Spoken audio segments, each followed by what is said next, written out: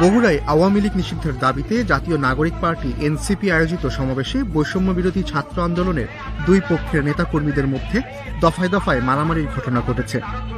৩০ April বিকেল ৫:১৫টার দিকে শহীদ টিটু মিলনায়তন চত্বরে এই ঘটনা ঘটে। এর আগে গণহত্যাকারী আওয়ামী লীগের বিচার ও রাজনৈতিক কার্যক্রম নিষিদ্ধের দাবিতে এনসিপি বগুড়া জেলা শাখার উদ্যোগে শহরের টিটু মিলনায়তন প্রাঙ্গণে বিক্ষোভ মিছিল পূর্ব সমাবেশের আয়োজন করা হয়। সমাবেশে প্রধান অতিথি হিসেবে উপস্থিত ছিলেন এনসিপির উত্তরাঞ্চলের মুখ্য সংগঠক সার্জিস আলম। তার উপস্থিতিতেই এই ঘটনা ঘটে।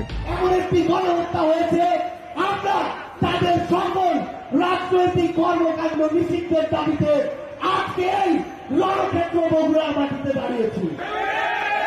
আমরা স্পষ্ট করে একটি কথা বলতে চাই, এই আওয়ামী লীগ শুধুমাত্র 2009-এ পিলখানা হত্যাকাণ্ড ঘটায়নি। এই আওয়ামী লীগ শুধুমাত্র 13 সালে শাপলা চত্বরে হেফাজতে ওই মাহফিলে শত শত ভাই বোনকে হত্যা করেনি। এই আওয়ামী লীগ শুধুমাত্র এই 24শে জুলাইয়ে হাজারের অধিক আমাদের ভাই বোনকে খুন করেনি, বরং এই আওয়ামী লীগ নির্বিচারে নামে বেনামে অসংখ্য মানুষকে খুন করেছে। জায়গা থেকে স্পষ্ট করে বলি, এই খুনি হাসিনা এবং তার এই প্ল্যাটফর্ম সন্ত্রাসী প্ল্যাটফর্ম আওয়ামী লীগ এই বাংলাদেশে কোন রাজনৈতিক কার্যক্রম করতে পারে না।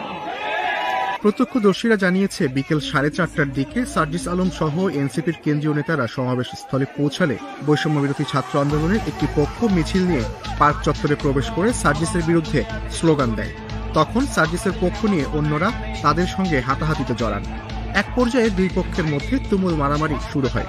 দুই পক্ষের মধ্যে এই মারামারির সময় সমাবেশের মঞ্চে বক্তব্য দিচ্ছিলেন এনসিপির নেতারা। কেন্দ্রীয় নেতারা সংক্ষিপ্ত বক্তব্য রাখেন এবং সার্জিস আলম 4 মিনিটের মধ্যে বক্তব্য শেষ করে দ্রুত মঞ্চ থেকে নেমে যান। পরে আওয়ামী লীগ নিষিদ্ধের দাবিতে বিক্ষোভ মিছিল নিয়ে শহরের 7 মাথা প্রদক্ষিণ করেন তারা। মিছিলের সামনে পিছনে প্রচুর পুলিশ ছিল।